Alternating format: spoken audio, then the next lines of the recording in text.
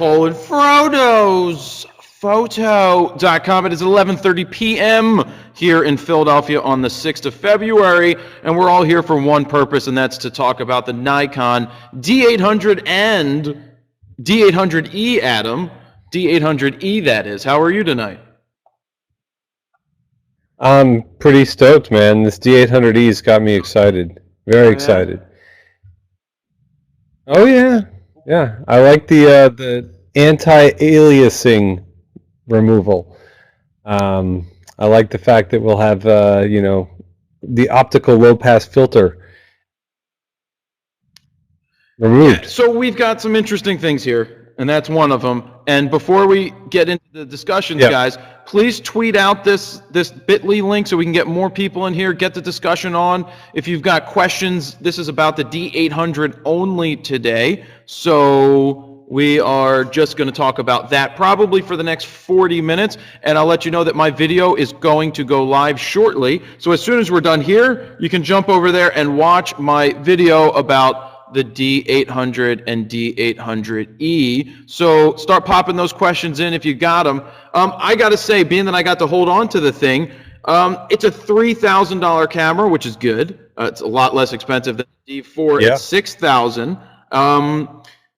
You know, when you hold on to a camera like this, it feels different than a Pro D4. Like your D700 that you used to have, Adam, felt different than the Pro body. Like the Pro bodies feel great in your hands. That is a great thing. Not saying the D800 doesn't feel great in your hands. It just feels more compact and just not as ergonomically sound. And did you feel the same way with your D700? I don't know. I mean, this D700 was a surprisingly chunky camera, you know, considering what you got packed into that body size. And I'm thinking the D800 probably is going to feel that way. I think if you're accustomed to a Pro body, sure, it's going to feel a little bit different. But you know, this D800 body is really solid. You know, it's a magnesium alloy frame. It's got all the extra gasketing and weather sealing. It's got a lot of the Pro body attributes. It just doesn't have the additional grip.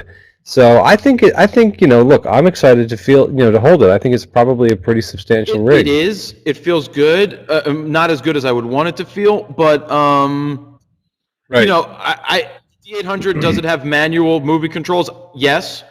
That's the simple answer. It's a great camera for video. What can I say? 36 megapixels, though, Adam. That is a huge, huge RAW file. You're looking at 40 to 50 megabytes per shot. And I know that they say it's a wedding camera for wedding photographers, but the thing is, a lot of wedding photographers like to spray and pray and shoot 1 million shots. Do you see that as being a problem, the file size? You know, I think at 4 to 6 frames per second, you can do plenty of spraying and praying. I, like you, am not one of those types of shooters. Most of the folks that I know, most of my friends are not those types of shooters. I think that, you know, if you're shooting sports, if you're shooting, you know, that kind of photojournalistic stuff, you know, it might be a little bit slow, but I think that this is a very, very serious camera right here, and I think that the speed's not going to be an issue considering the size of the file that you're getting out of there. All right. I mean, somewhat.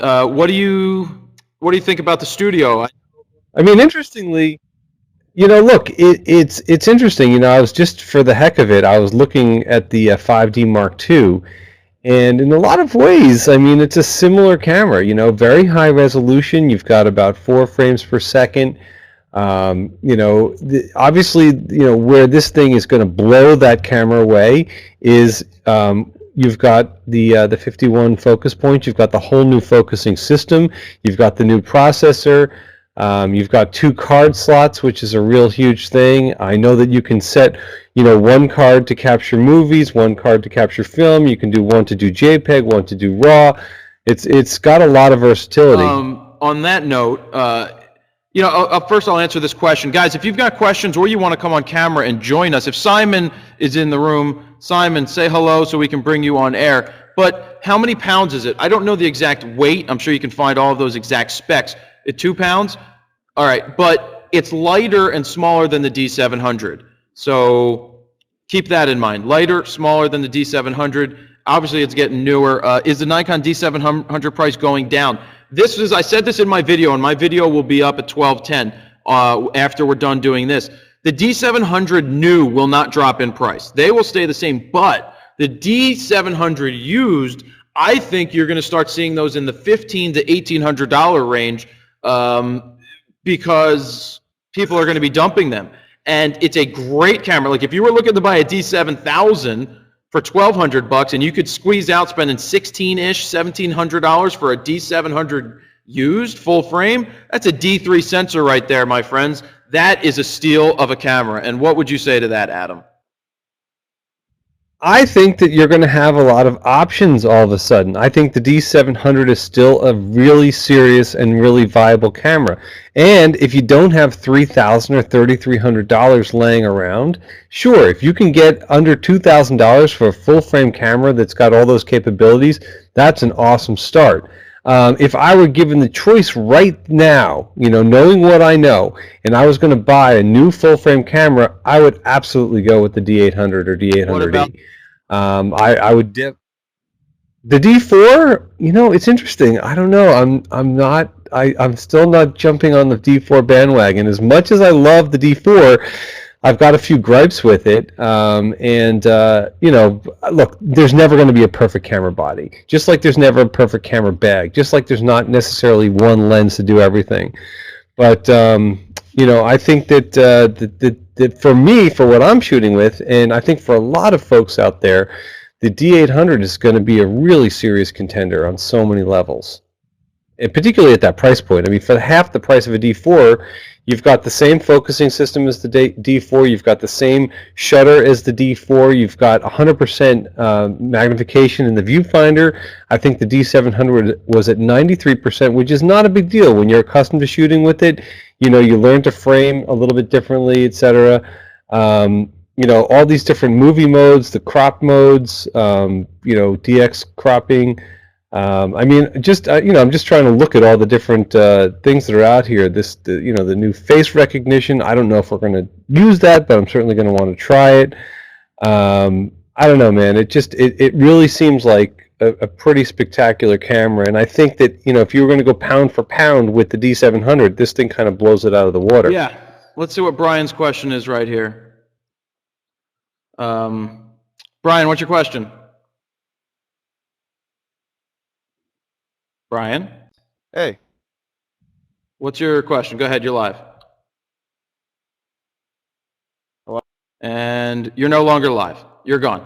I can only wait so long. You're done. Let's see. What other things do we have here? Bill Rogers. Bill, I want you to get on camera if you're allowed, if you're allowed at all. So one thing I want to talk about is the hey, look, Bill has a camera request here.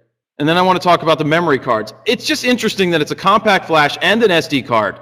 I don't know why they wouldn't have either gone all in with the XQD card. I don't get it. I don't know. QXD. QXD? No, it's XQD. Well, you know, the thing that's really...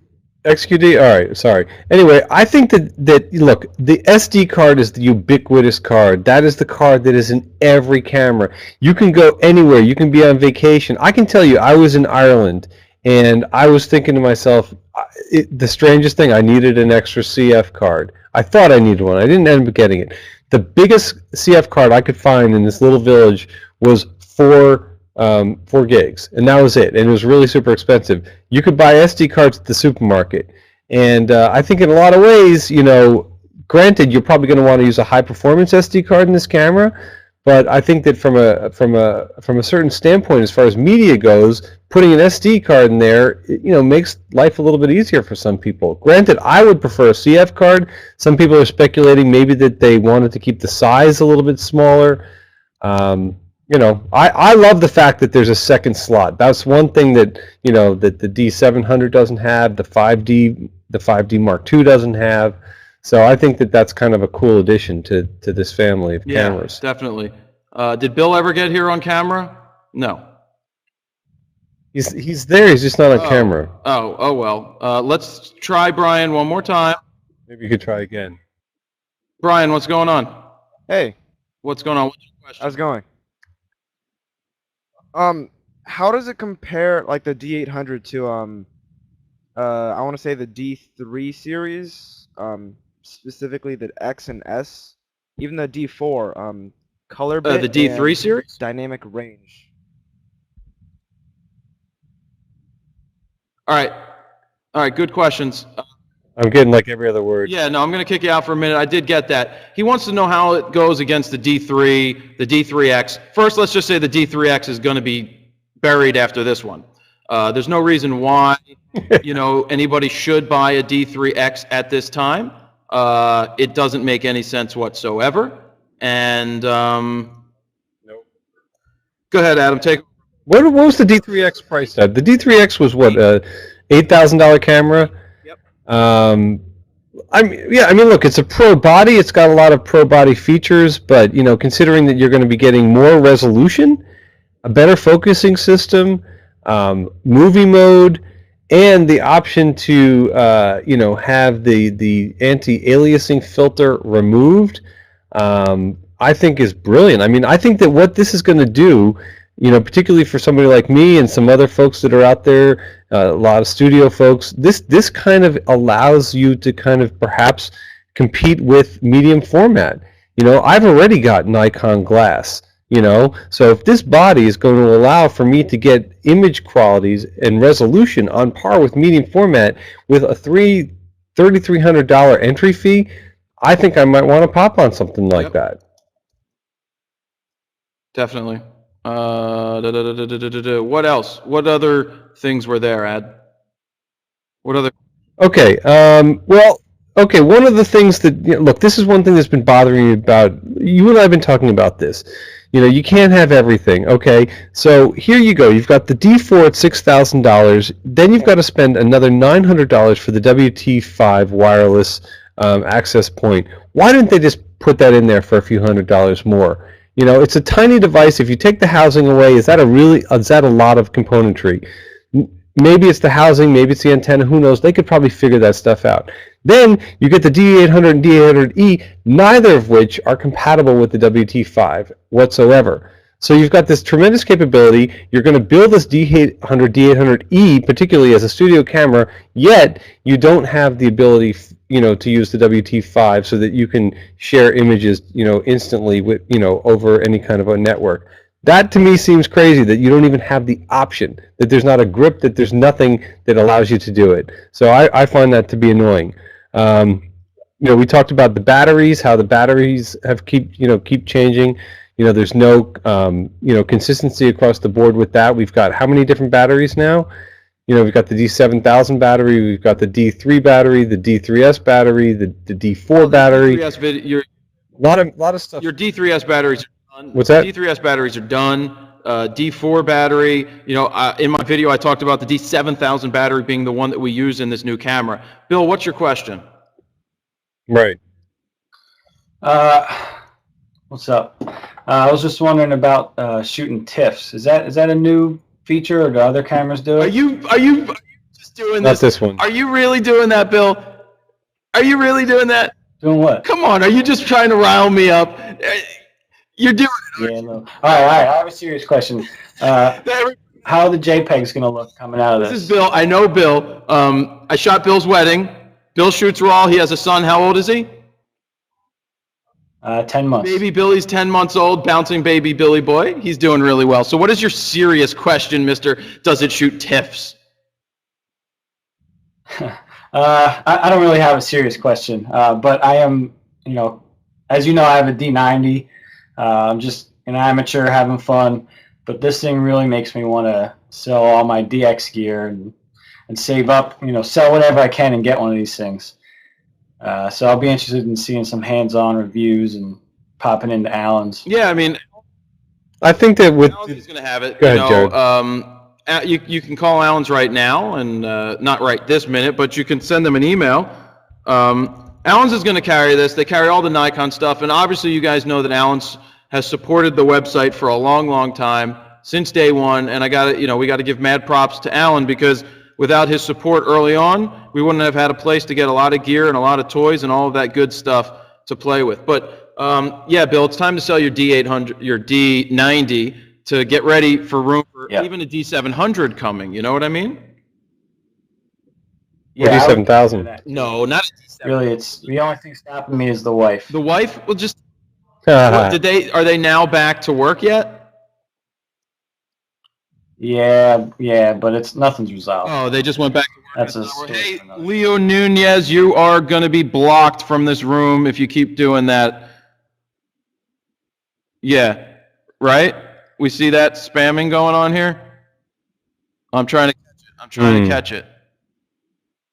I can't catch it. Anyway, Bill, go ahead, Adam. Yeah, you know, look, the D90 is a great camera. You pair some good glass on that camera, and you've got a camera that can last you a long time. You know, when you're ready to step out and do different stuff, you know, make the move. If you want to see what it's like shooting with full frame, you know, rent a D700 or D3S for the day. You know, yeah, it's a little bit of money, but maybe if you have a shoot lined up, you know, it might be enough to put you over the edge if you're thinking about it. But the investment is huge. I mean, you know, you got to get all new glass. You know, it's a pretty huge leap. But I think the D90 is still a really viable camera. It is, and it meets probably 90% of my requirements. But in low light, it's frustrating. No, low light, it's not going to be a happy camera. Low light, you need a flash on that camera if you want decent resolution. I mean, it kind of peaks out at what, about 800, 1600 tops. Yeah. Without being too noisy. So just based on that, I'm ready to, you know, bump up my ISO capabilities. So, sure. you know, you could look for a used D700. I mean, you know, this camera's got me excited. I don't know how realistic it is getting one, but you know, it looks awesome. Yeah, and cool. Thank you, Bill. Thank you for being on. I'll tell everybody the reason I'm answering lots of questions. I'm getting the video up at the same exact time, so that's what's going on. Bill, are you at work tonight or no? No, I'm at home. You're at home? Yeah. All right. Anything else you want to add to this, or no? No, that's it. Thanks for having me. All right, Bill, you keep it real up in the field. All right? Cool. Peace. All right, here we go. Requests. Who am I bringing on? Andy. Let's wait until Andy gets here. Andy, nice hair, bro. How you doing? Dude, I told you I was catching up to you, man. How are you guys doing? Starting to throw up just a little bit. I could probably throw it up a little I got bit. an appointment to get a cut tomorrow, so it's going to come back down. You know, we'll start it all up again. So what's up? You guys excited about this D800, or what the hell's going on? Hell yeah. Yeah, I'm in the middle because the problem is I'm definitely getting a D4. I see the D800 for myself as a video camera. I see it as a way to allow me to get better videos for the website, you know, longer videos, better quality videos for everybody out there. Ryan Connors, you better get on camera with us, like, again, just for fun. But yeah, I see it as a video camera for me. I get very picky or touchy when I'm using not the top of the line body for some reason anymore in the studio. It's like, though the D800 has the 34 megapixels, or what it's 36.3 megapixels, sorry. There's always something about the feeling of that pro body in my hand when I'm shooting that it just feels better to shoot with it all the time, even in the studio. Though the reps at Nikon told me that the dynamic range seemed to be incredible with the D800, but I don't see why it wouldn't be as incredible with the D4. You know what I'm saying? Yeah, I mean, one of the things that got me the most excited about this camera is actually the E version. So the D800E without the AA filter, I think, is a huge step forward in 35 millimeter cameras. Yeah, I'm signed up for one of those. Yeah, absolutely. That's, with no doubt, that's the camera that people should be getting, especially if they are into retouching, because the moire is going to be a huge issue, and you're probably going to hear a lot of these richer amateurs complaining a lot about that, because the moire is a huge issue. For anybody that's shot digital format or, you know, digital medium format knows that it's just Yeah. No, I was just waiting until you were stopping for 1 second. Yeah, Nikon also, they told me about this, that they're going to have their software in the NX2 that will take away the anti-aliasing. Not the the Moiré-ing, that is.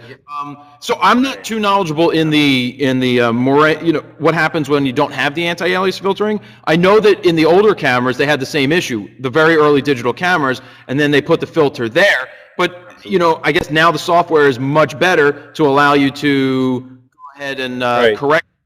Well, what's interesting too, Jared, is in Lightroom 4 you have brush adjustments for Moiré, and I wonder if that's a preemptive adjustment in anticipation of the D800E and the new Fuji X Pro. It could be that Adobe is working with these manufacturers, because it looks like a lot of manufacturers are putting out cameras with sensors that are going this route. I think that people are going to have this exact problem with the Fuji. The difference is the Fuji's got a much smaller sensor. I think that the 36.3 megapixel sensor is going to be far less forgiving. So I think that I think the average person is going to go for the D800, and they're just going to say, I don't want to deal with post. But I think a serious photographer is going to want the E. Yep. Yeah, that's definitely what I'm going for, man. And I just put a pre-order in for that X Pro. Yeah, me too. But this one's definitely going on the list because it's really appealing without that AA filter. Yeah. To see what happens. I can't wait for this thing. I think for studio shooting, when you with strobes and stuff, you put some good glass in front of it. I think that I'm just dying to see what we can get with this thing. I'm really excited about it. It's weird. I'm more excited about this than the D4, even though the D4 is an amazing camera. There's something about this that just really kind of gets me going. Yeah, I think that, and a lot of people are looking at this megapixel jump to like 36 megapixels, like it's this gigantic leap, and it really isn't a gigantic leap in megapixels. It's just that we've been used to such small little jumps for the past couple of years, going up from 10 to 12 and from 12 to 16. I mean, those aren't really significant at all. Even at print level, they're, especially when you bring it down to print level, those aren't significant jumps. This is actually one of the first real noticeable jumps in image resolution on these 35 millimeter. It does open up. Besides from the. Yeah, I mean, it does open. I mean, it does open up some questions, though, and some concerns about file size and speed, which you're seeing that the camera's only letting you shoot 4 frames per second, which is totally, that's a throwback to the old days of fast-paced shooting. I mean, that seemed to be the way that people were going. They wanted to shoot faster, higher megapixels, but in this case, you have to have that trade-off where you're doing, megapixels versus speed, but it is designed for a studio camera. It is, but weddings, I don't think you're going to use it for sports. I mean, that's just my feel on that. I don't see why you couldn't. No, I think you could use this for just about anything, man. You could. Yeah, Nikon has this. No, I'm good, guys. Go ahead. One of the weird things about Nikon is like they might be advertising it as a studio or landscape, but they put this phenomenal autofocus system in. Unbelievable. One of the least places that you need autofocus is in studio or landscape. I mean, you really don't need a phenomenal autofocus for any of those. So I don't see a reason why you wouldn't be able to use this in, let's say, bird photography, wildlife photography. You wouldn't be able to use it in sports and everything else. And it's got the whole new AF tracking system as well. Yeah, the crop fact. I mean, the cropping ability that this camera has is going to be amazing. Amazing. One of the things that people, I know. I overstepped. No, but you know what I mean. If you're birding and the biggest lens that you have is a 400 millimeter, and this one-eyed purple eagle is flying and it's 800 meters away. Hold on. First you're like, if you're birding, all right, what could that be? And then if you're trying to shoot the one-eyed purple eagle, what is on your mind there, Andy? Yeah, that sounds kind of gross, dude. It's been a long night. Yeah, dude, it's totally. But you know what I'm talking about. It's like you still have this cropping power with this phenomenal autofocus for those times that you do need it. I mean, think about it. A phase 1 has one focus point. technically have one focus point. Yeah. Right. You know, So Hasselblads too. You know, one. Hasselblad too. So, 300. so we're talking 51 focal points with 15 zones. I mean, the thing's ridiculous. I mean, I don't know. I think that you can do anything you want. I think if you are a pro sports photographer, you're not going to want the D800. But I think most anybody else will be perfectly happy. I think the happiest people. Yeah, absolutely. I think the happiest people in the world are going to be the people that couldn't reach for the D800 and that could get a D700 in a couple of weeks, just because.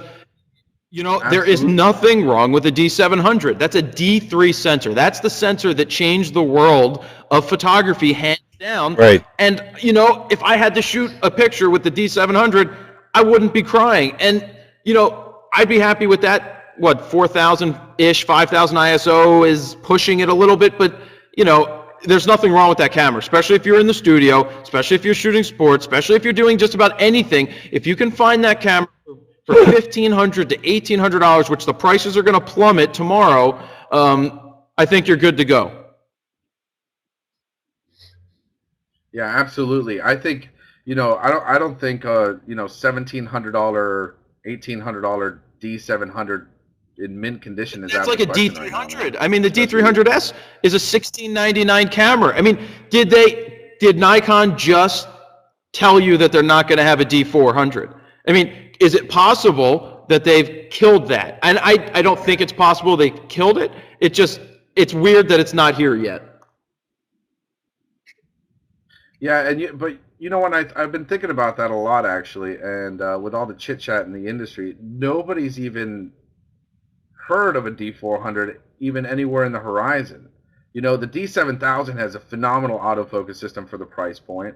It's a crop factor. It's got great megapixels, great video. That could have be you used the D7000? Yeah, I love the D7000. You don't have trouble with the focus? You know, with the less expensive glass, you have a little bit of trouble with the focus. I had trouble with the 24 to 70-2.8 Nikon. Missing. Really? Yeah, but you complain about that lens anyway, Jared. I complain about that lens all the time. All the time. Yeah, that lens, I mean, I really didn't have any problems with it whatsoever, man. All right, that's fine. To tell you the honest truth. The only problems I had, you know, obviously the only problems that I ever had was in video mode with manual focus lenses, that it was just over. Oh, okay, yeah, not a problem with that. Right. But you know what I mean. That could be the D7000. Could be the D400. Maybe they just got rid of that entire line. Right. I mean, I just don't see who wouldn't spend if the D400 comes in at $2,000. I mean, who's gonna spend $2,000 on a D400 when they could get a D700? So that's true. We'll see what happens. That's very true. I was just rolling my eyes at the video. Yeah. I just saw that from just rolling my eyes. Somebody put up a video. Yeah. Anyway, what other questions? We have people in this room. Anyways, Andy, thank you for joining us, man. Yeah, man. I'm excited to see what happens. No, guys, I'm going to go hit the sack, dude. It's 12 o'clock. I'm tired. I was waiting for this. Now he's hitting the sack. First it was the bald eagle, one-eyed purple monkey, and now he's hitting the sack. Don't hit it too hard. I'll have a BTS it's video tomorrow. FroKnowsPhoto, everybody, right, so we can do this. All right, we'll catch you later, Andy. Thank you for coming on. LMFAO. That's what he's saying. Ben Resin. Oh, man, oh, man. Ben, sit in your chair. Put your butt in the chair. Let's go. You're on. Butt in chair, Ben. Butt in chair. You're on, Ben. Let's go. Let's go. What's up, kid? Hello. So, Uh-oh. Uh-oh. I'm having a problem with my D90. Something went wrong with my LCD. Up that microphone. Yeah, you gotta put your mic up, dude. Up the microphone for us. Sort of, kind of, but play with that. Not so good. Keep playing. Yeah, so Adam, price range, $3,000, $3,300 for the other one. Does it sway you either way? Are you thinking that the E is for you?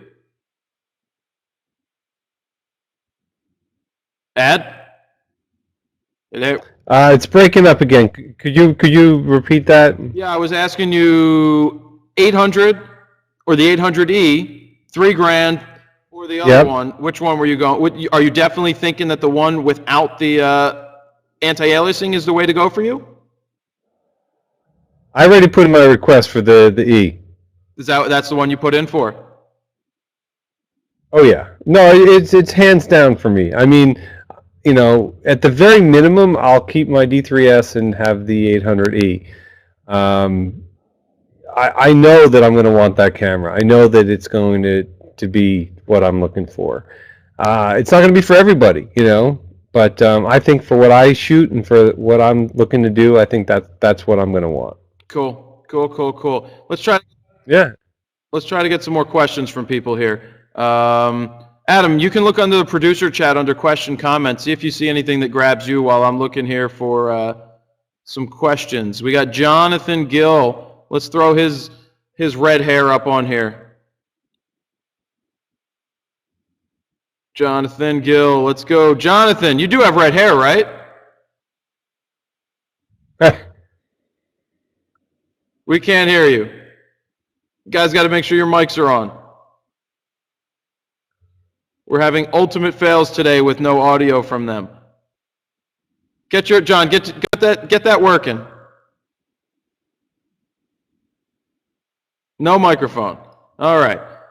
Get that. We're not having any luck with that. All right. Type in the room. Where are you guys from? First off and foremost. Let's see where you're at. I'm going to also copy and paste the link to my Nikon D800 preview video. And you guys can get a look on that after we're done this video. Be sure to log in over there, and you can... Jared, we had somebody asking about, you know, they have a D700. Is it worth upgrading to the D800? That's a good question. Go first. It's a great question. You know, I think that you know, if you can still get money out of your D700, you're going to get a lot more camera with the D800. You're going to get video. I mean, that's one of the things that's seriously lacking with the D700. You're going to get a much better autofocus system and autofocus tracking system. You're going to get 100% in the viewfinder, which is huge. You know, it just makes for better composition. What else? What else we got over there? I mean, beside the megapixels that we've talked about, and you know, different ISO rating, we're now 100 to 6400 rated. What else? What else we got? What would you say in that regard? I mean, I would say, you know, if you've got the extra money to split the, you know, to pay the difference, yes, it could be worth upgrading. But is it a necessity? I wouldn't say it's a necessity. No, I wouldn't say it's a necessity either. If you're very happy with your 700 currently, there's no reason to jump to an 800 unless you feel that that video is something that you're going to be moving towards. And if you can sell your D700 for a good price and put it right towards a D800, it's not going to hurt as much when you go up to that difference in price. Right. Absolutely. I'm just reading some of these other questions that are coming in. Did you see any other questions there, Ad?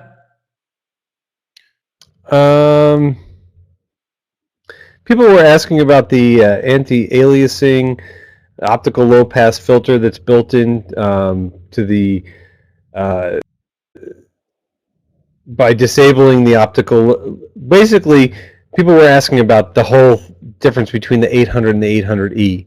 And it looks as if, from what I'm reading, is that you're able to disable the optical low-pass filter, so that allows the light to basically go right onto the photodiodes.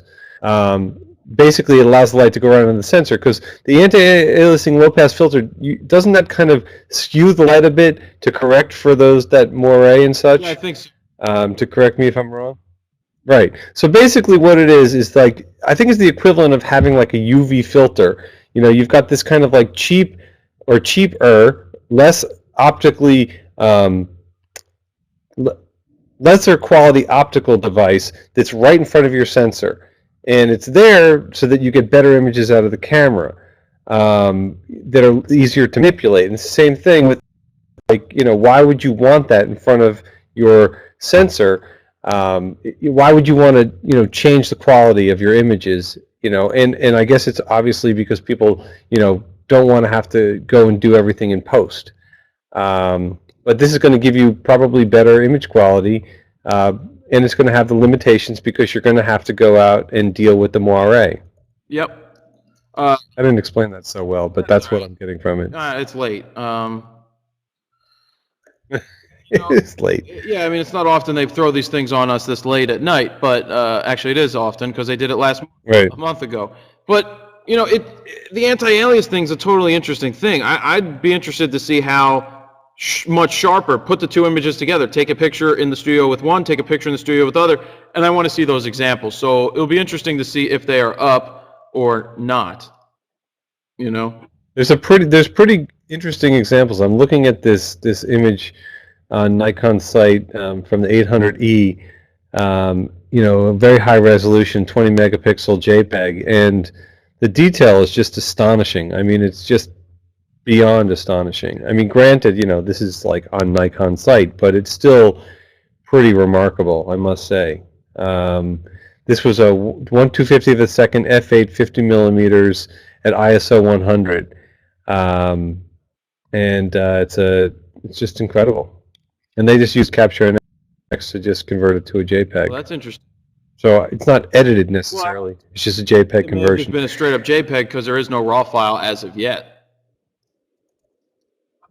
Well, this was RAW. Oh.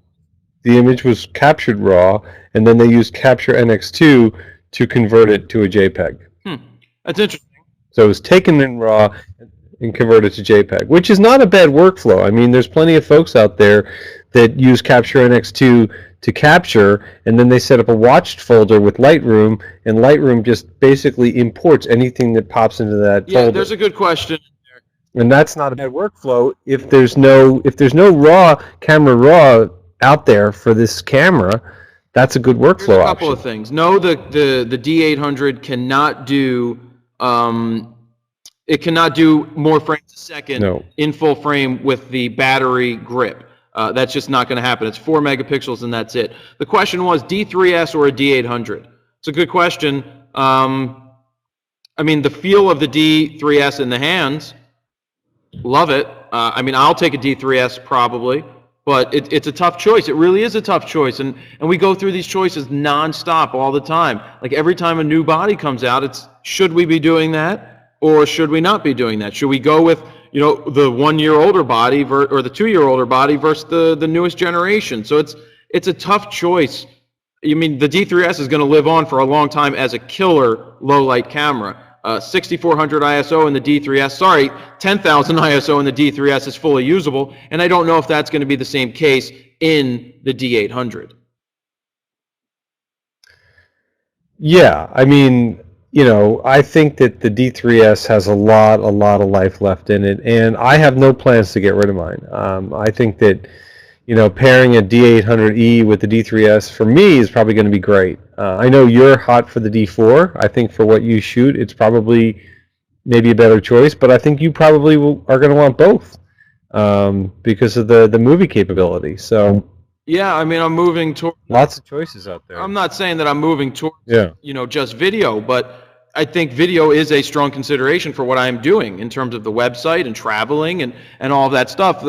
I want the full quality that I'm going to get from that more so than what I get from the D7000 because I want that full frame sensor. Right. That's really, really what I... Well, the other thing that they're talking about too with this is a minimized rolling shutter effect and more of a dynamic shooting in diverse lighting.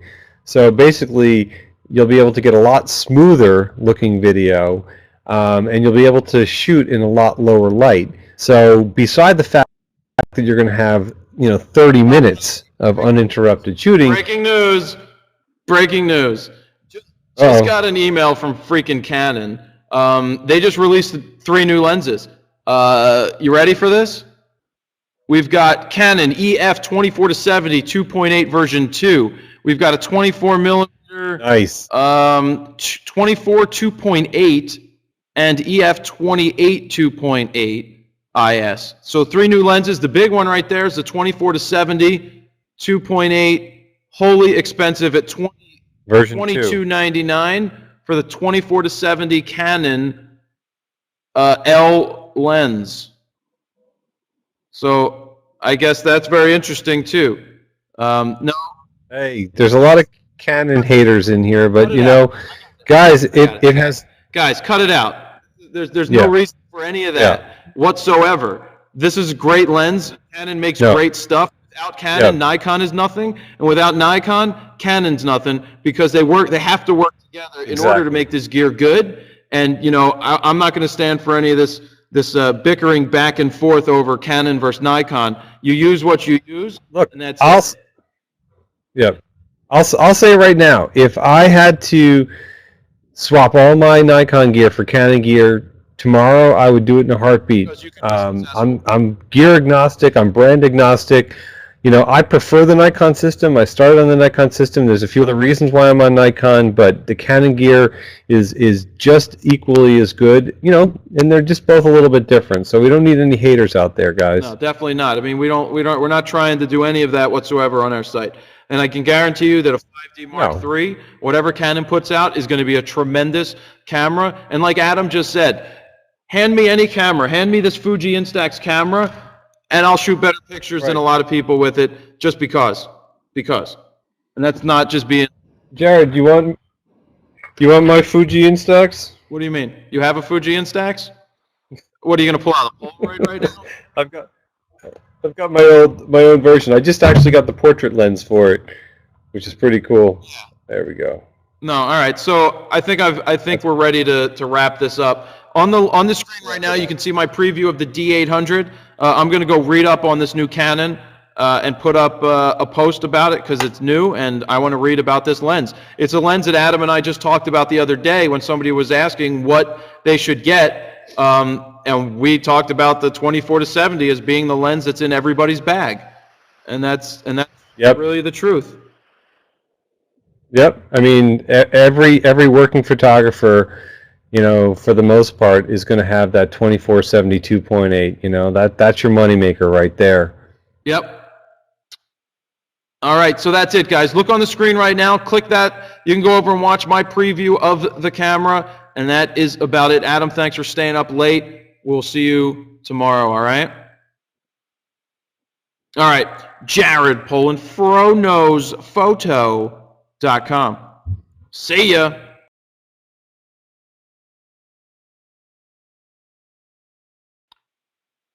Jared Polin, FroKnows. I should not yell as much. Photo.com. Boom. And we're alive. Welcome, Adam. How are you? Good. How are you? Good. So, today we are talking about the Nikon D800 again. Last night we had a full-on conversation that was all the hyped conversation. What happens right after an announcement when you get all of the information to your screen and you get all hyped up like, damn, I need to get this. This is what I need to buy. Then you sleep on it, and then you read a little bit more about the hands-on from different people, and you start to wonder, is this camera for you or is it not for you? So before I throw it to Adam, be sure to tweet this out, everybody. It would be great if you could tweet it out. Ari, do I need to say anything about the tweets? If you put in a hashtag, FroD800, when you tweet the link, that would be really awesome. So go ahead and hashtag that. We want to try to get these things trending from here on out to see what happens there. By the way, the hair is down. I had to shower because that helps. So here we go. If you've got questions or comments, use the question or comment button that's right below, it's on the bottom of the screen. You can also then ask to join us on camera and ask questions, and Father Anthony and Ari will be over there looking to see who we are going to bring on camera. So Adam, you've slept on it for a night. Yesterday you were gung-ho about maybe not getting a D4 and going with a D800. Where do you stand as of this minute 1:33 right now?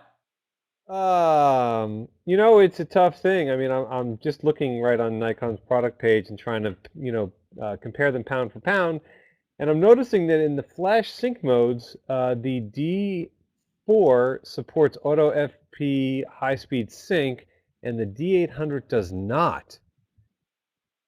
Really? That seems really, really bizarre. If that's the case, that's going to really screw me up with doing high-speed sync with the Pocket Wizard. So I'm just wondering if that is just a defect over here, because that Auto FP high-speed sync support was in the D700, and I can't imagine why they would take that away with the D800. I would imagine that the specs here are pretty accurate, but that kind of stinks if that would be the case. I wouldn't be too cool with that. Yeah. I know that you and I. Go ahead. Well, I was going to say that it's like, you know, these new bodies come out, and we're getting lots of questions from people with D3Ss going, should I sell my D3S and still go with the D4, or should I keep my D3S and just get the D800 for video? And there's so many questions and ideas on direction on where you could take it. And I know that I've already ordered my D4 from Allen's. And by the way, guys, you could go to Allen's camera. Ari, can you pull up Allen's website, grab the link, and then hit question comment for me and just click it in there? I'm teaching Ari. Ari's sitting right over there. Anyway, so I've already put mine on order. And, you know, the D800 is going to be good as well. But I could see using that for a video camera just for me. So, you know, I'm going to say if you have a D3S, there's no reason to sell your D3S and think that you should go backwards and buy a D800. I still think it's a backward step. It's not a full pro body. There is a difference when you use a full pro body versus using the D800. Adam, are you in the same boat? Well, I think, yeah. I mean, I think that you're going to get some functionality in the D800 that the D3S doesn't have, but at the same time, you're going to lose the speed and the ISOs. I think that if you had a D3 and you were kind of on the fence, and you know money was a limitation, and you know some other things, going from a D3 to a D800 could be a logical maneuver. But I agree with you on the D3S. I think the D3S is a camera that's going to be here to stay for a while. Still very functional. I'm not getting rid of mine, is what I'm saying. Anytime soon, no. And I'm probably getting rid of mine. I will be selling my Who wants my D3S here in the room? Anybody? Anybody up for that one? You know, I would like to. I mean, I love that camera.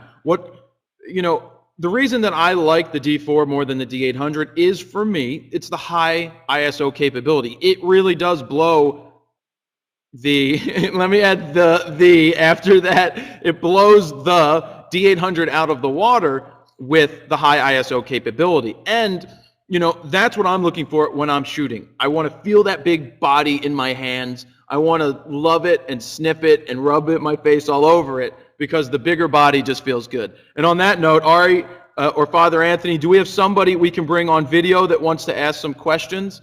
Father, we'll go Father Anthony. You want to throw somebody on? And while we're waiting for that, yeah. I read all of this stuff that people are throwing in there. It's pretty interesting to see. I've some of the portraits that have been coming out of the D800 for people that have had them for a couple months, and the skin tones, you know, it's looking pretty nice. I mean, I'm excited to see the kind of images we can get out of that 36 megapixel sensor. Yeah. So I want to add this.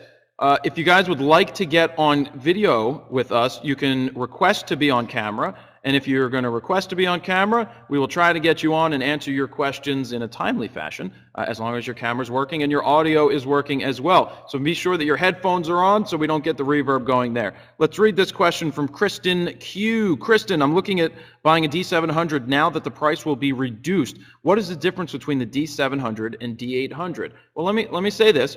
The new price of the D700 has not dropped, and it's not going to drop in a large way. But used D700s are going to drop, and like I said yesterday, I think that's going to be an amazing purchase. For anywhere from $1,500 to $1,800, you should be able to get a very good quality D700. So Adam, go ahead and give your opinion for that, and then we'll talk about the differences between the two. Okay, number one, this question can be answered by going to Nikon's site, checking the two cameras, and hitting compare and reading up on it yourself. I don't think this is the kind of question that we should be addressing, because this kind of information is right there on the web in front of you. At the same time, I don't think that the D700 price is going to diminish like you're saying. I think the D700 price is going to hold steady. I think if you're going to go on eBay, you're still going to see them holding around 2,000 plus, because you're talking about $1,000 price point, and then if you're paying tax and everything like that, you're well over on that as well. So I don't necessarily think we're going to see D700s plummeting in price so quickly. And the difference is pretty significant. So I think that anybody who wants to know what the difference between those two is, go online, read up, read everything. There is just a ton of information on there. Ed, lower your mic just a little bit. You didn't need to bump it up. Yeah, there's a ton of information out there. I still think that you know, 700 for a person just coming along now that wants to get into the full frame game, it's going to be a great acquisition for you. If you have a D700, should you go to a D800? You know, it all depends on what you're shooting. The ISOs are going to be similar, but just because the ISOs are similar, and this is something I was thinking about last night, even though they're similar, that doesn't mean the dynamic range is going to be the same. The D800 is going to have a better dynamic range. It's a newer camera. There's a newer sensor, which, from what they say, the colors, the quality, and everything in that is going to make for a better sensor. So there's more to this whole discussion than just 36.3 megapixels, which I will say is a ton and probably too many. I don't like the megapixel war. We thought that was over, and in exchange for megapixels going down, the high ISO capability was going up. Are you scratching your head, or is that a question, Ad? Scratching my head. Okay, so,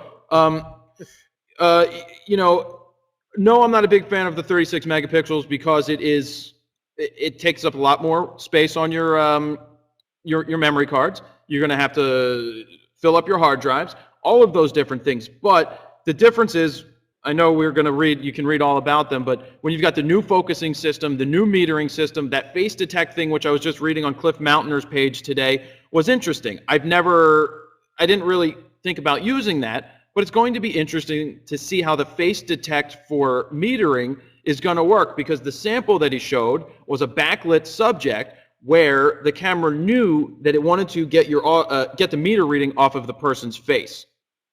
There you go, Ed. And you know, shot at 1.4 with an 85 1.4G. That image was just pretty dreamy. So I think that for portrait photographers and wedding photographers, you know, shooting weddings can be challenging because you're constantly going into different settings. You're going from indoors to outdoors to a brightly lit environment to a not so well lit environment, and you're shooting people. You want to get the expressions, you want to be able to tell the story. And if the camera is going to help you out a little bit with that by doing the face detection, so you get that beautiful background, but the face is really well exposed. You know, I mean, look, Jared and I, we meter for that. We know like a lot of things, but sometimes when you're working on the fly, you know, it's hard to get it just right. And if the camera can help make that happen, I'm all for that. Absolutely. The D4 does the same thing. Whoa, hey, talk about Fro. We got James on the line. Let's play guess where James is from. I'm going with Southern California. Australia. Okay, there's one guess. Where are you calling from? No, I'm from Florida. Florida. Southern. Are you I would say snowboarder, but are you a water sports extreme athlete, or you just have beautiful hair? Both. So what do you Do what? What do you do? I surf, I skate, I do everything that I can, possibly. So are you a Shaun White fan? Is that where the hair's coming from? Big Shaun White. Rob Machado, too. Nice. So what is your question? You know who that is? I don't. All right. So I'm a amateur photographer. I've kind of just been dabbling in it a little bit. I was going to save my money for the D7000 because it has the video quality too, and I want something with video. Would you suggest saving a little bit more money and going with the D800? Well, it's a lot more money. It's double the money. Yeah, that's what I'm saying. So is it worth my while? Well, if I'm still like.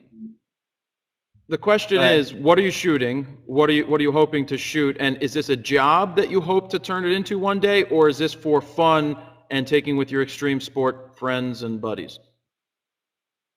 Yeah, not necessarily a job, maybe like part-time, like do it on the side type deal eventually down the road.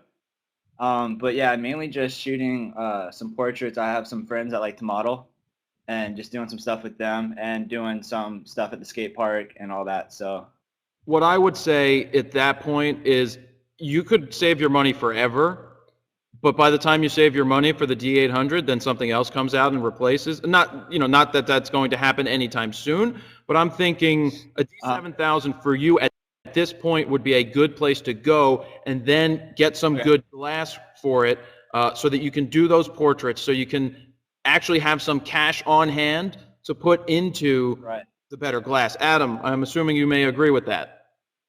Yeah, and considering that you're a sports dude, there is nothing that freezes action better than a flash.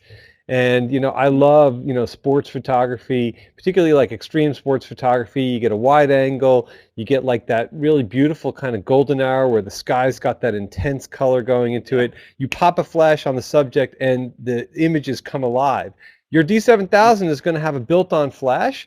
But as you progress into this, don't be afraid to even add a flash into the mix as well, because you'll be able to set that thing up, or have some dude hold that flash and get some insanely sick stuff with that. So Right, yeah. sounds like you get some good stuff. All right, so All right, yeah, that'll work. awesome. Anything else you want to say? How do you get your hair like that? Years of growth and natural. It's not Jewish like Jared, but yeah, I don't know. I love it. I love it. I love it. All right, man. Well, good luck. All right. All right, thank you. Thanks for your time. You're welcome. I love seeing people come on camera from all over the world and Florida and all those interesting places. You see the producer chat? Yeah, so that was interesting. Do we have a question to pop on screen while we ready the next person? You saw the Black Rapid strap, everybody. Guess what I'm allowed to do? I'm allowed to give this away. I didn't announce that I was going to be giving one away, but I am thinking at the end of this, we're going to give it away before the end of this Spreecast, and I'm thinking it's going to be in the 2 o'clock-ish range that we may be going ahead and picking a winner of the RS. Well, it's going to be a Black Rapid of some sorts. I don't know which one it is, but it's going to be one. Are you guys excited? I'm excited. I can't wait for the random button that's going to come up here. Okay, so we've got this question on the screen. We've got, if you were going to buy BUY, I corrected that, a D800, would you pay the extra to get the D800E? Adam, I'm going to turn this to you in a minute, but the one question I have is, how is this going to affect video when you're shooting with the D800E and anti-aliasing? That's a good question. I mean, I think you're going to get moire on video as well, particularly when you have repetitive patterns. But you've got moving frames, so I guess that has yet to be seen. I think that paying the extra $300 for the E is really going to be a subjective thing. I think the vast majority of people out there are going to get the standard 800. If you do away with the anti-aliasing filter, you are going to get subtly sharper images. However, you're also going to have issues with chromatic aberration and moire, which sounds like a pain in the butt. There'll be software to correct for this, so it just really depends if that little extra bit of sharpness is important to you and you're willing to take the extra step. I would say 90+% of the people are going to say no, and they're going to go for the standard 800. Yeah, I just want to add something too. I'd like to see us get 500 people in this room, so if you want to tweet out that use the what are we saying, hashtag, you want to throw the hashtag up on the screen for us with a link back to the Spreecast? That would be great, so people can copy and paste that. If you copy and paste that out there, send it out on your Twitters, Facebooks, Google Pluses, and all of that, we will be sure to still pick a winner for the Black Rapid. And I'll just say this in the middle here. Alan's camera sells Black Rapid straps. I have to give them their plug as always, because they really help us out, and that's where I buy my stuff and order everything. Who in the room has ordered from Alan's before? Just give us a quick hello or any of that. Just say, like, I ordered from Alan's. And if you're, they're U.S. only right now, but that's a good That's okay. They can't ship overseas and all that. Well, that's cool. That's a lot of people who have picked up stuff. That's very, very nice to see. So that's cool. Father, do we have anybody waiting to come on camera at this point? And I'll say for the D800E, Adam, did you find any more information about? I don't think it's a turn. You can turn that feature on and off. I think it's you either have the filter or you don't have the filter. No, I'm definitely it's either on or it's off. I thought that it was something that you could actually manipulate, but it looks like that they've just removed it from that camera. Sure. So that basically the light is just going right onto the photocells, which is kind of cool. Yeah, it is cool. So you see that up on the screen that Ari just posted. If you copy and paste that, that would be great. And you can send that out into the social stream. So I see there's a question in there that says, why would you, what's the advantage of having the filter off? You know how I don't use filters on my lenses? It's kind of reminiscent of that. It's basically not putting something in front of the camera or in front of the lens. And in that case, you're getting the uninhibited raw light. They actually use the term raw light hitting the sensor. So you're getting the actual light that's coming through the lens, not getting blocked by a filter. So basically, here's my image sensor, here's that filter. We remove the filter, so there's nothing to block any of that light. It's going to be much cleaner. Yeah, I mean, you're going to get the difference will be subtle. The truth is going to be when somebody takes a D800 and a D800E, puts them in a studio, shoots the exact same thing under the exact same conditions, and then shows us the difference between the two. Very subtle difference, but for people that are doing editorial, people that are doing portraits, the difference might be enough to seal the deal. You know, a lot of people are saying that this is going to have the same kind of performance capabilities of a medium sensor, a medium format digital. Medium format digitals do not have anti-aliasing filters. It's the same kind of thing, and they have very high megapixels. So this is an interesting price point for something that has this type of performance. Yep, and I definitely agree with that. Why? I see some question. Why does it cost $300 more? I don't know why it costs $300 more. Probably because they have to go in and actually remove the thing. We've got Craig coming up on the screen right now. As soon as it kicks in, we will. What was that, Ad? I would say limited production. It does. The D800E. Somebody did correct. It does have the anti-aliasing filter. It just doesn't have the low-pass filter. Right. Okay. Craig. It has a low-pass filter, just not anti-aliasing. Sorry. Craig, you at work? Yeah, I'm at work. Where are you at? Where are you, in Texas? I'm actually Arkansas. That's close enough, right? Wow. Home of Bill Clinton, everybody. Formerly. All right, what is your question? I mean, I've been shooting with the D90 for about a year, a little over a year. I really like the camera, and I was wondering if it was worth the upgrade to the D800. Well, I mean, it's absolutely worth an upgrade if you can do it. But my question, as always, to everybody, what lenses do you currently have? Let's see, what do we have? We got the 18. Well, my friend and I, we both take pictures together. We both have the 18 to 24. We've got 24 to 70. You have 24 to 72.8? Yeah. What is this 18 to 24? There is no 18 to 24. Double check that one real quick. What is it? It's 10 to 24. Okay. I'm not up on the lenses like my buddy here is. That's okay. So you have a 10 to 24, which is a DX only piece of glass. You've got 24 to 72.8s, which are expensive and beautiful pieces of glass. And what else do you have? Right. A 50 millimeter. Which one? It's a 1.4. Okay. What else? That's it. And then, sorry, I was doing, okay, so you've got FX lenses and you have one DX lens. You are in a place where it would be a good jump, but let me ask you, are you going to use, the video capabilities, and what are the limitations that you found with your D90 that are making you want to take the jump?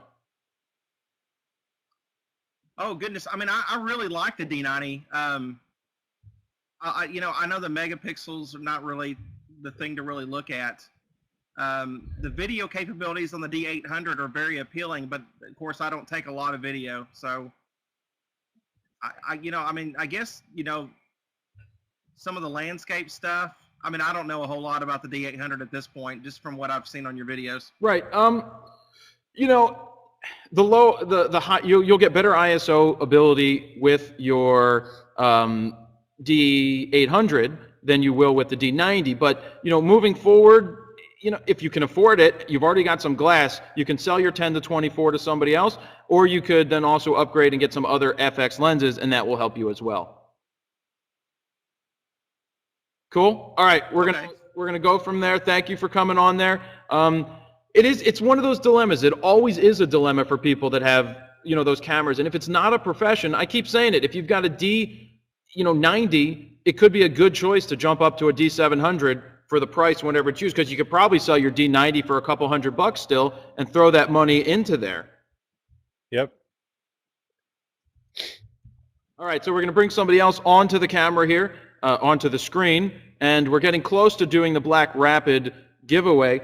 That would be cool to give that away. I got 400 for mine. Well, that's good. That $400 for that isn't terrible. It was like a $1,100 camera or so when that came out.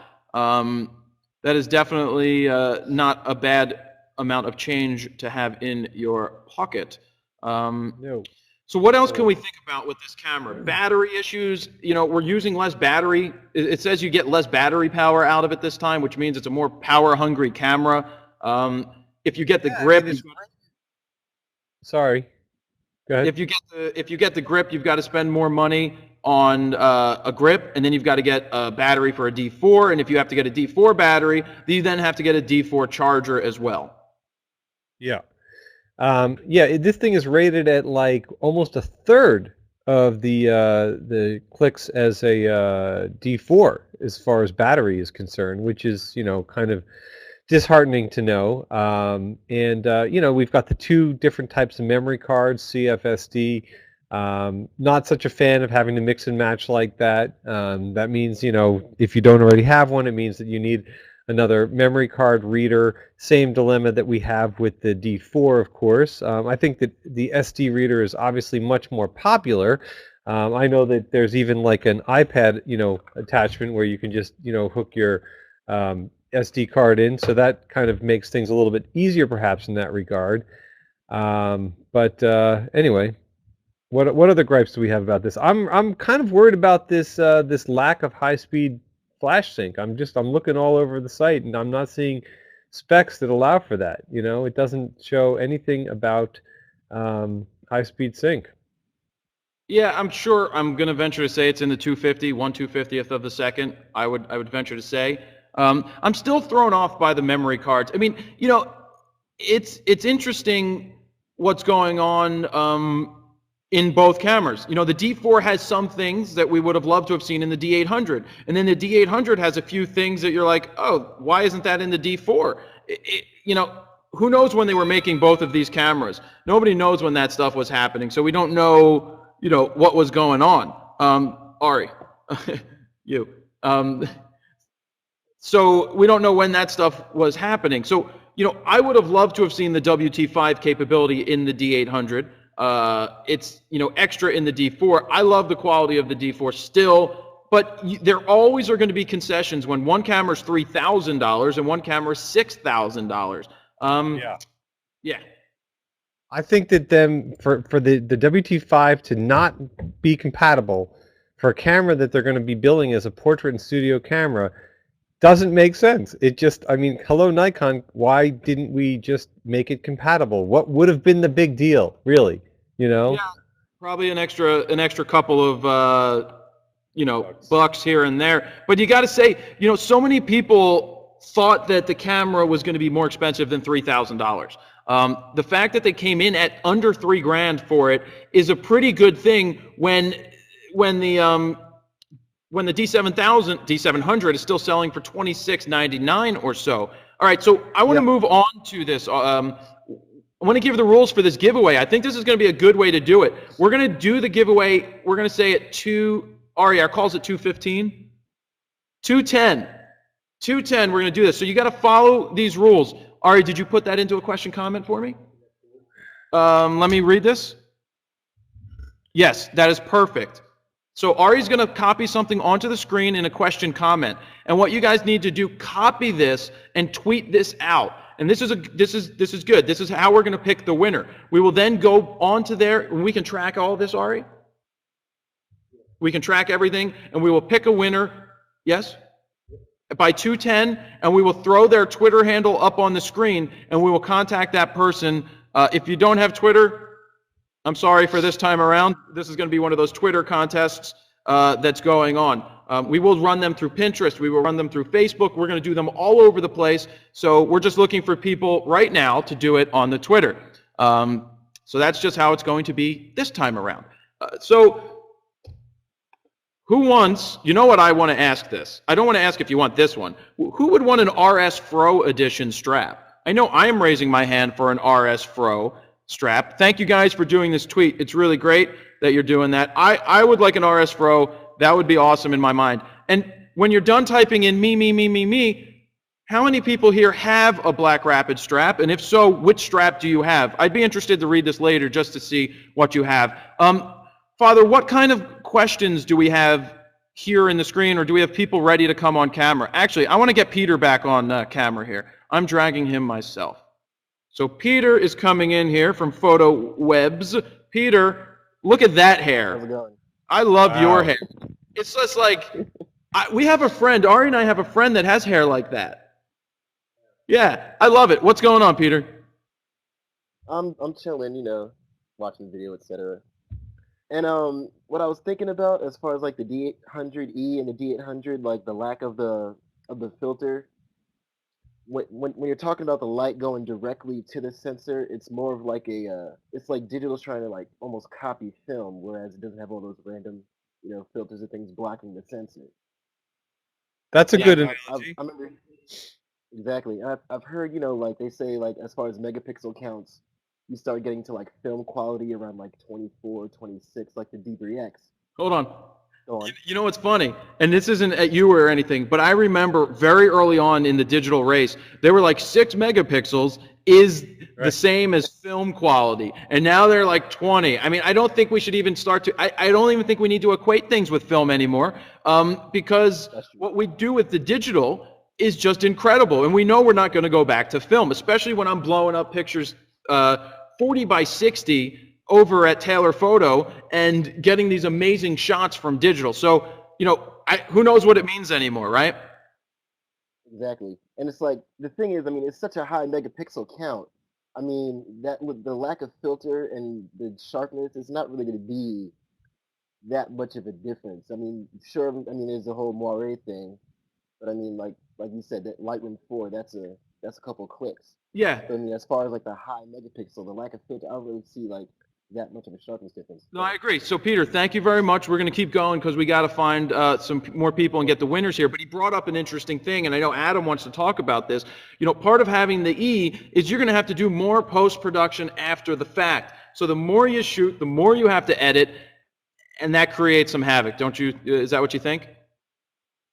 Yeah, I don't know. I mean, I think that it's really going to be dependent upon what you're shooting and your workflow. I think you can automate, you know, some of that process. You know, it just depends on how far you want to take things. You know, do you want to get the very most out of the sensor on your camera? I think there's going to be some people that do. Do you want to get the most speed out of your camera? I think that there's some people that do, and I think that there's now another option for people that just want to get a little bit more out of that sensor. You know, is it worth $300? That has yet to be seen, but it really is intriguing, considering that if you've already got the Nikon glass, you're already a Nikon user, you're already familiar with that system. You know, it's a neat thing, and for people that are even just considering going Nikon, it probably is going to be a nice jump. Yep. So we're going to bring the next person in here on video, and Ari is tracking all of your tweets. The tweet is still up on the screen for how you guys can win this Black Rapid strap. And now we've got Kirill. What's going on? No? Wrong? Wrong? Oh, you're breaking up. I'm breaking up. You're breaking up. Oh, we are, I don't know. It was okay before.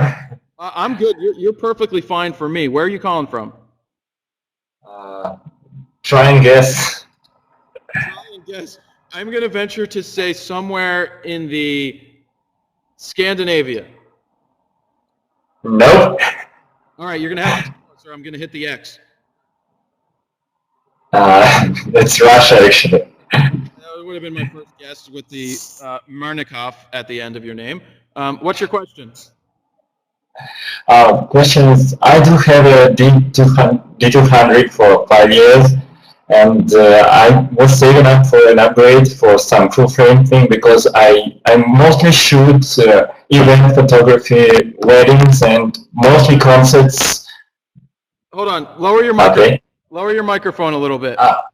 Microphone's too high. Okay. Yeah, you just got to lower that a little bit. You got it? Try to. Yes, that's good. Is it good? Yes, there you go. Okay, good.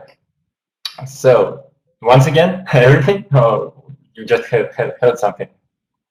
I got you from you have a D200. Yes. I do shot. I shoot weddings, I shoot events, like concerts mostly, and so I do need something with high ISO capability. And so the big question is, do I need to upgrade to D800 or 700 would be enough? Cool. Well, I'll ask you one question before we X you off and answer this. Is video a necessity for you? For now, no. Okay, cool. Thank you for calling from Russia. We're gonna continue this conversation. You did a great job. Thank you. Awesome. Have a good one. Tried. Stay warm over there. I am going to say, based on what you just told me, and the fact that you've been shooting with a D200, I loved it, the D200. Being that you've shot with the D200 for so long, you can definitely use the D700. I think to pick one of those up will be a good option for you, especially not needing the video so much. Right. Adam. Yeah, no, I mean, I think that's, definitely a good call. And also, if he's already got a bunch of DX glass, the jump to FX is going to cost him a lot of money in glass, which is the biggest commodity. So that's really going to be your call. If you've got some nice glass at a D200, there's a lot of DX cameras out there that you could do with. Yeah, and I want to remind you guys that tomorrow, we haven't scheduled it yet, but we'll be doing another Road to South by Southwest Spreecast. I'm going to bring Ari on the camera tomorrow because he'll be in the car driving with me, and we're going to discuss our road to Nashville, where we're going to do a photo walk, most likely on that Saturday during the day, and then another one in Austin, Texas, while we are at South by Southwest. And on top of all of that, we've got giveaways galore coming from the car, including more of these Black Rapid straps. So that is going to be fun. Ari, how you doing over there picking a winner? Still waiting, right? All right, Ari's still looking. And we're going to go from there. Do we have anybody waiting? Any questions here? Let me go down this list, being that I see if I want to grab somebody. Adam, do you have anything else that you wanted to add? About which? The D800? Yeah, the D800. Yeah, I mean, look, it's not a pound for pound D700 replacement. It's a different camera. D700, it's a fast camera. It's a smaller form factor. It's a great camera to whiz around and do street shots. You put a 35 or 50, 1.8 or 2.0 on there, and you can kind of discreetly buzz around. You've got high ISOs. You've got something fast. The D800 is going to be a different camera. I think it's going to be, people that are shooting wildlife, people that are landscape photographers, portrait photographers. I think it's a different animal. I think that the performance is yet to be seen as far as what people are going to do with it. And the one thing that we haven't even mentioned here, and I'm just going to close with that, is the D3. If you can pick up a used D3, if you're thinking FX, that's a pretty nice camera. Same sensor as the D700, and you've got a pro body. Yep. So you got 2 memory slots. Anyway. All right, so we've got this last question on the screen. Coming up, we're going to pick the winner right. Ari's working on that right now. He's going to pick the winner, D4 versus D800, which has better video. We can't tell you that right now. The reason we can't tell you that right now is because neither of them exist in the real world. Both are going to have their pros, both are going to have their cons. I'm not going to be able to tell you that the D800 is going to be better until I actually see it. From what the Nikon guy told me is that it may have something to do with the more megapixels may be better for the video. But in lower ISOs, in higher ISOs, lower light situations, it may not be as good for what you're looking for it to be. So we're going to get ready to wrap this up. And Ari, do we have that information ready? What was that? Yeah, for tomorrow? And then we're going to pick the winner. Ari's going to throw up the information on the screen. If you haven't tweeted that stuff out yet, this is your last chance to tweet it out, and we will pick the winner and sign off in a matter of minutes. So this is where we will be tomorrow for the Spreecast. That is to the page where you can find the Spreecast. That's the channel. That's the word I've been looking for. That's to the Spreecast channel where you will be able to basically follow and go from there. So Ari, are you ready to put up a winner's handle up on the screen? In a minute. Ari's picking that right now. So be sure to follow that for tomorrow. We will be talking about the road to Spreecast. And who is excited to hope that they win a Black Rapid strap right here? I'm sure a bunch of people are really excited for that. Yes. Me. That's lots of me's. Definitely. Now, does the winner have to be on the chat live to win? Nope, the winner does not have to be on the live. They just had to tweet it out, and as soon as Ari is ready, he's going to throw that winner up on the screen, and they're going to be the winner, and we're going to sign off from there and move on. So the winner is, whatever that says, Olight. Thank you. You are the winner. There will be more chances to win on future Spreecasts. We really thank everybody for checking this out and joining us for this conversation. Adam, thank you for joining us. Yeah, it's great to be here. Father Anthony, Ari, thank you for helping us in the producer chat. And we're going to wrap this up. Thank you, guys.